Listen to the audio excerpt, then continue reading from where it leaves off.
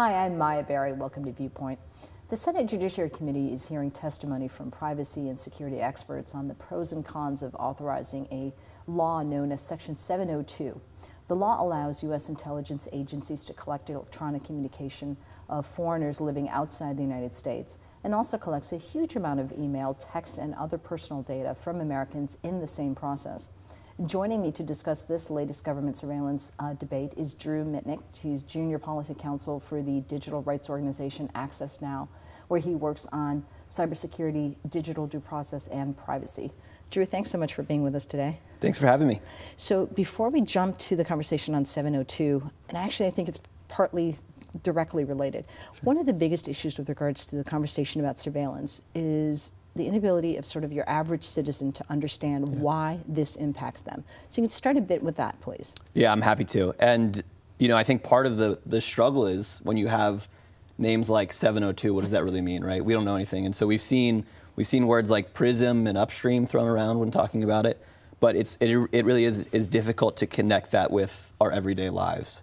But when we're talking about surveillance under these programs, we're talking about the potential capture of the content that we express online, so the speech that we put online, so our communications, it could be with our loved ones, with our friends, with our confidants. Under 702, it's going to be primarily with those outside of the country, and so for those of us that have strong relations with people outside of the country and we talk to them on a regular basis, that's going to be the type of information that's implicated. And so you can see once you kind of paint a picture of all the programs that are operated, 702 and the others, you start to gain insight into the fact that they have access to content. We're talking about the government has access to the content, and also metadata, which tracks our daily movements potentially. And so it's a very comprehensive illustration of what our everyday lives look like. So for a person who views this in the context of, hey, if I'm not doing anything wrong, what's wrong with the idea that the government needs to keep an eye on things in order to make sure that we're all going to be safer because they're catching the bad guys? I think that's a part of this that was changed a bit by the Edward Snowden information, but not necessarily broader. If you can speak to that piece. Yeah, of course. So I think there are a couple ways to approach that conversation. I'm not doing anything wrong, so why do I care about privacy? And the first thing I would say is that we all have things that we don't want exposed. And when the government is collecting our personal information, there's a risk that it will be exposed more widely. So intimate conversations with our friends, we might say things that shouldn't naturally be out there. But let's think about the fact that now our healthcare information is posted online. So after you visit a doctor, that information might be posted to an online portal. And that information is potentially susceptible to collection. And once it is collected, then it can be used for all kinds of nefarious purposes if it gets in the wrong hands. And so by simply creating these programs, you're creating a process where this information could end up in the wrong hands. And I think beyond that, if you think about traditionally how surveillance programs have been used in the United States and continue to be used internationally, you're talking about potentially targeting vulnerable communities. And so even if you yourself are doing nothing wrong and have very little risk for surveillance, I think the people that deserve the most protection are those that are most likely to be harmed by these programs. And it often has a chilling effect. So if personal information is collected and we're aware of it, it would chill our ability to express ourselves. And so those communities that are most vulnerable are going to be the most likely to end up having their freedom of expression chilled. Let's go to Section 702 now. How did we get to the point of the hearing this week in terms of the debate on the subject matter? So this was a law that was passed initially in 2008, and it's been reauthorized a couple of times. The FISA Amendments Act. It, as you mentioned, it specifically targets information on non-U.S. persons, but as that information enters the United States or exists in the United States. It was the programs authorized by the law were revealed by Edward Snowden. And so this is the first time next year when the program is up for reauthorization.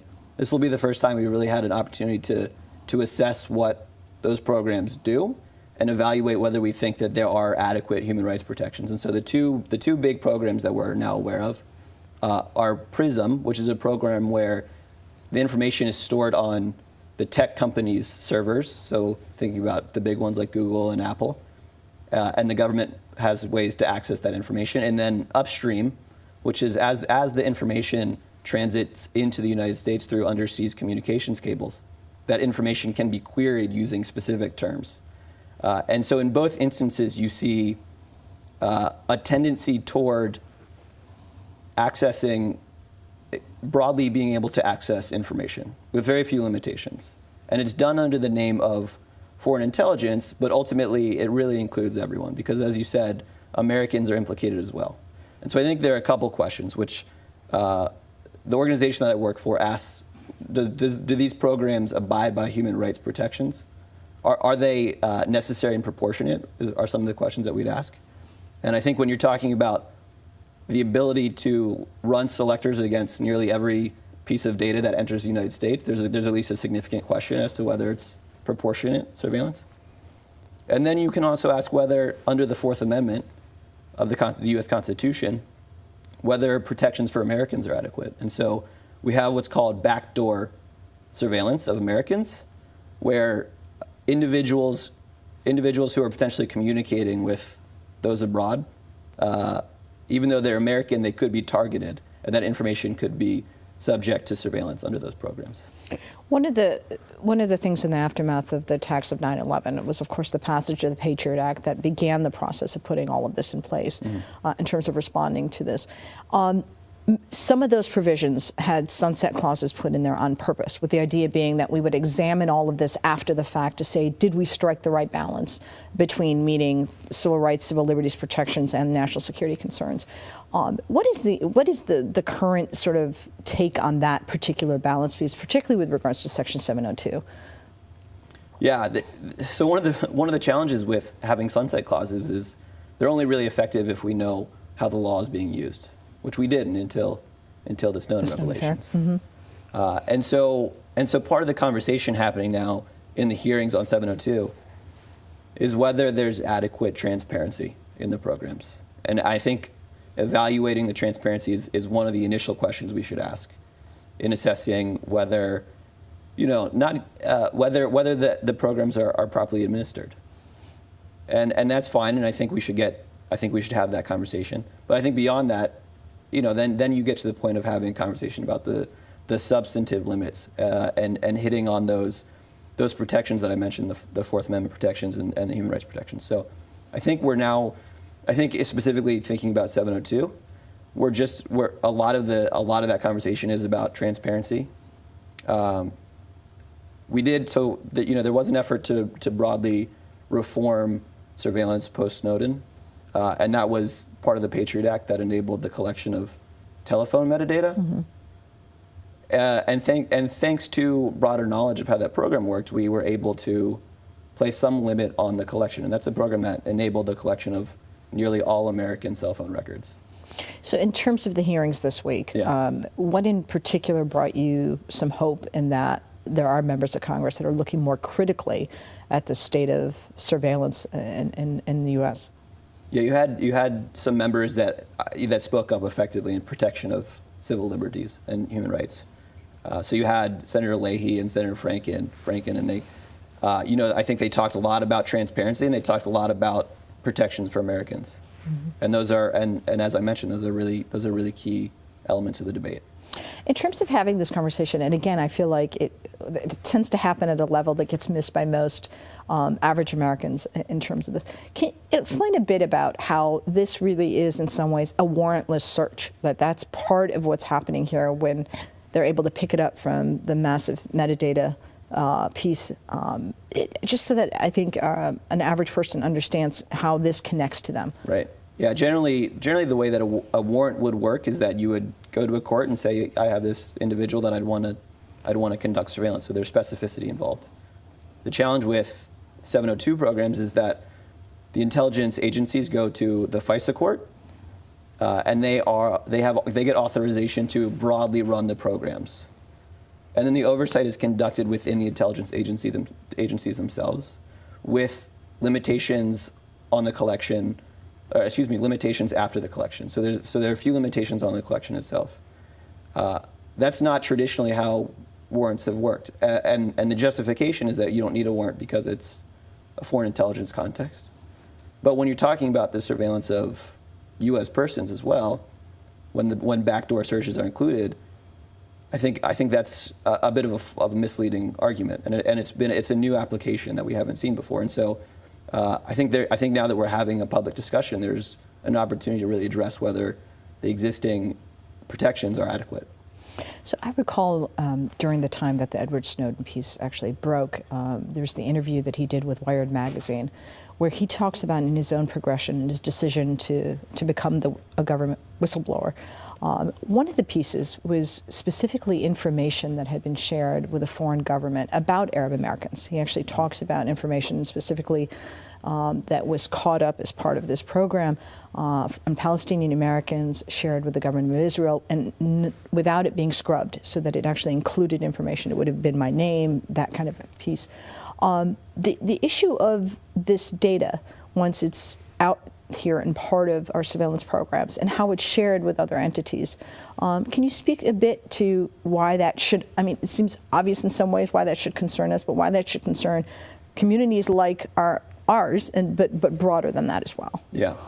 So, one of the questions I think Senator Leahy asked when thinking about this, the new debate about 702 is, and I think we've actually seen, so the Privacy and Civil Liberties Oversight Board has raised this before. I think it's been raised a couple of times. But these selectors that we're using to query the information as it enters the United States, there's not a lot of control over to how broadly they can hit.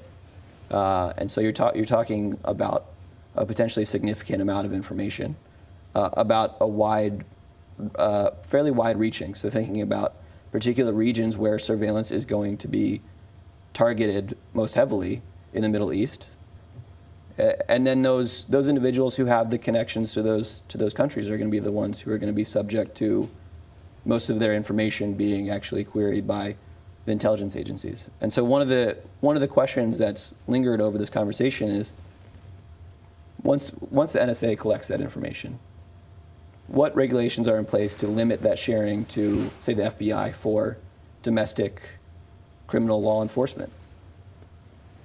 And there is not as much as you would hope. I mean, there are some limitations, but they're narrow. And so we're seeing, for example, we saw the Drug Enforcement Agency be able to query pretty extensively the information that was collected for foreign intelligence purposes. And we're seeing it used, I think, to a degree on a more narrow level, but thinking about certain Muslim and Arab communities. And so I hope what becomes more part of the conversation is how that information can be used to discriminate against individuals and how that affects their lives more so than, say, just an average American person. You mentioned the Civil Rights and Civil Liberties Oversight Board.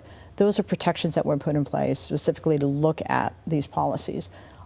They've made some recommendations. How much of that has, I mean, Congress plays their certain oversight role, and these hearings are an important part of that. But how much weight has this board had in this process? How much have they been able to push back on some of these policies? So far, their recommendations on 702 in particular have not, to the full extent, been implemented. And they were, I would say that they were not very extensive sweeping reforms. I mean, that was going to be my question even before that, is how much of their recommendations actually address the problem in a holistic way to begin with? Right. I mean, I think if the question is, the way we approach it is, are these programs actually targeted surveillance programs, or are they mass surveillance programs? And if they're mass surveillance programs, that's likely a violation of human rights. That's not the approach that, for example, the Privacy and Civil Liberties Oversight Board took in addressing 702. I think they looked more at some of those back-end limitations and some of the narrowing of the selectors, which are fine questions, but I don't think that gets to the broader issue, which is compliance with human rights and the principles that we've, as a nation, signed on to in ratifying human rights treaties. I don't think we've really done the analysis to the degree that it should be done as to whether these programs are in compliance. And the PCLOB, for the good work that it's doing, it's still a political body, it's divided between Democrats and Republicans, and it's designed to a degree to create some tension within itself. So there's only so much it can accomplish as an oversight body. So the hyper-partisan nature of Washington and Congress in particular is pretty apparent. One of the few areas where I think people tend to be hopeful about sort of bipartisan concern about policies comes in play with regards to surveillance. Mm-hmm. How have you found that to have played out in terms of pushing back against the Democratic administration that's been in charge and asking for some of these policies, and frankly, a really active libertarian right sort of coalition in Congress that's attempted to sort of push back? We saw that with the USA the USA Freedom Act. Yeah. Has that helped in this process? It has helped. Yeah, I think it's nice to not have to rely on traditional strict party institutions for advocating for reform. Mm-hmm. And so it is nice when you have both the left and right coalescing. The problem, I think, is that far too often it's still viewed as fringe to want to put privacy protections in place.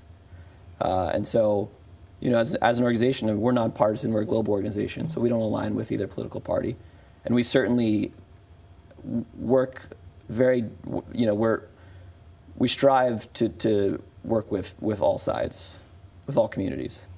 And you had candidates like Ted Cruz, who at one point was supportive of certain elements of reform for surveillance. But it was interesting because it was used in the campaign in a very sort of negative way, actually, yeah. That he was shutting down the surveillance program, didn't allow for us to better protect ourselves from, these terrorists. I mean, the idea that's so profoundly American, this right to privacy, in some ways isn't viewed that way, I think, by a lot of average Americans on this subject.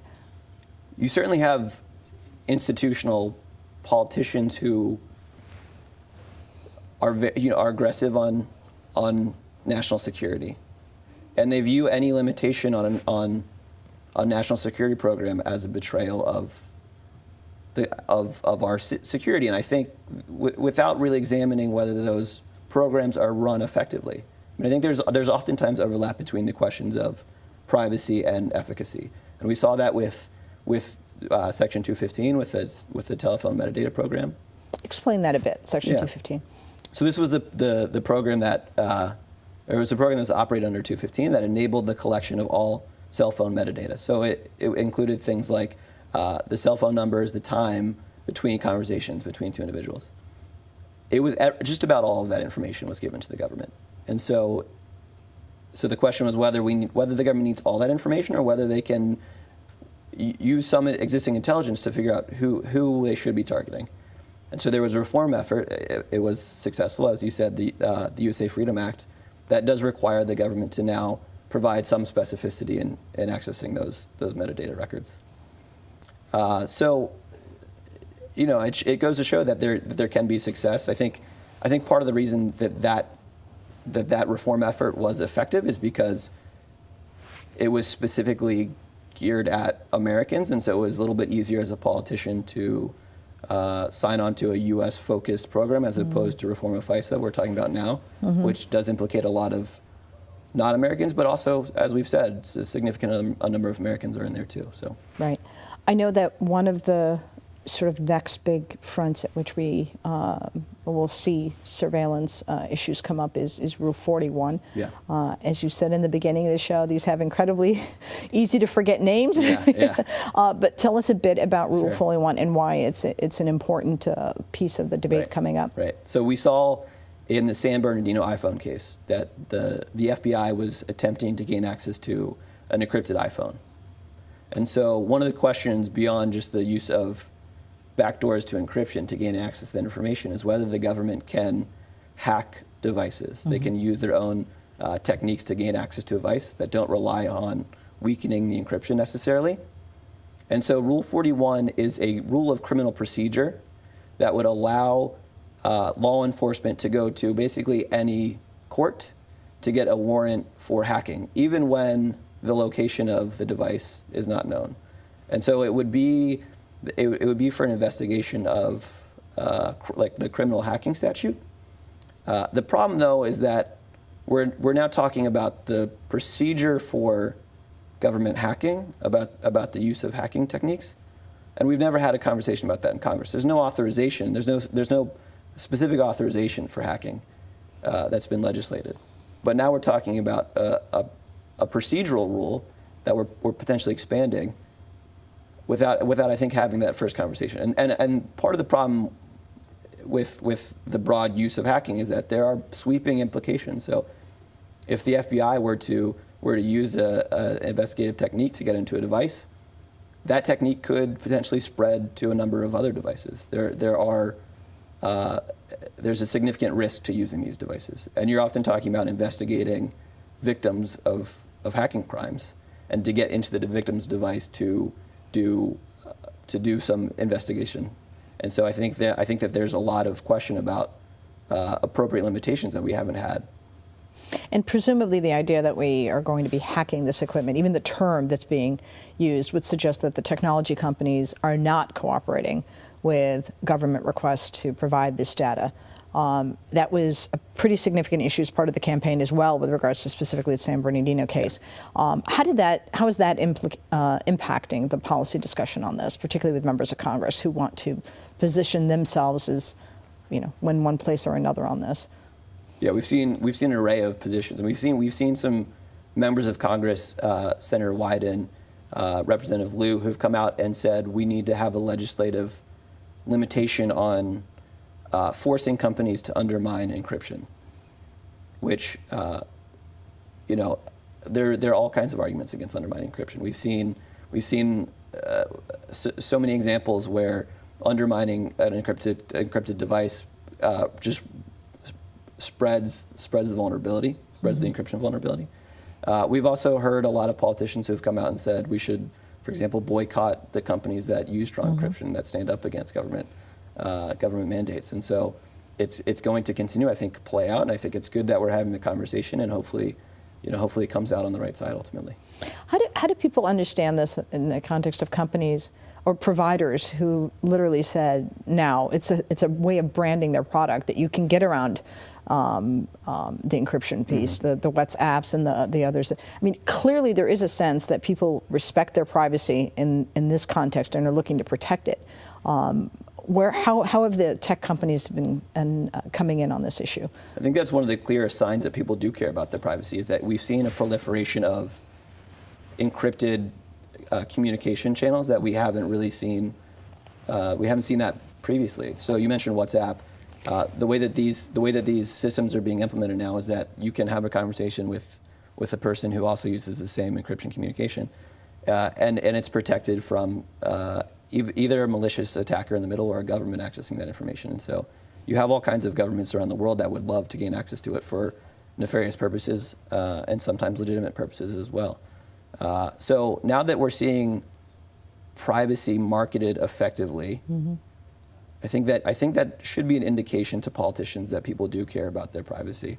And I think you also have to emphasize that it's not just a privacy issue too. It's also a security issue.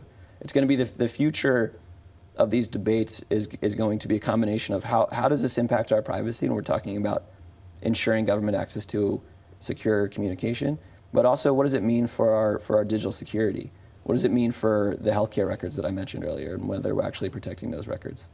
So I think only more so, people are going to recognize the value in buying services that offer that kind of protection. The Internet of Things is going to be the future, as we've heard said endlessly. I mean, it's particularly the case given how much data there is. I mean, it's incredible to think about what we walk around with as our cell phones alone, so much as how much of our information is available online. Yeah. I mean, the point being, if there was a time to be concerned about this, it's absolutely now because of the prevalence of this information. That's right. It's now, and I think now is the time to ensure that there are those protections. If we go too far down the rabbit hole and we don't ensure that we have digital security protections for all that data we're generating, then we're creating significant risk for ourselves unnecessarily.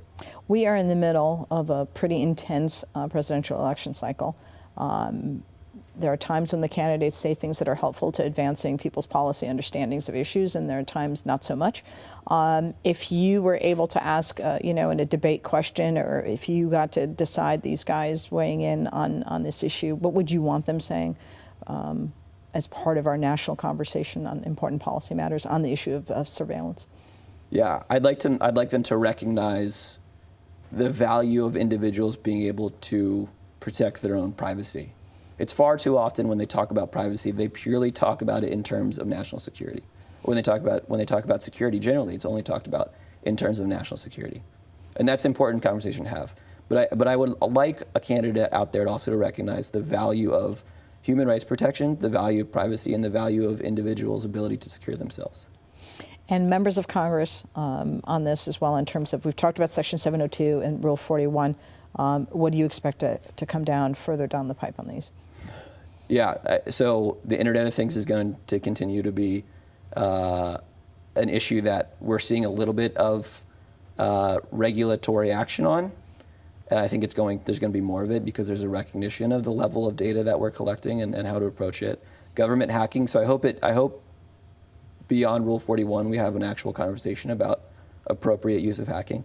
Another question is, when the government finds a vulnerability, like they did for the San Bernardino iPhone case, what is it? You mean by vulnerability? You mean the ability to actually use a backdoor to get into that? Okay.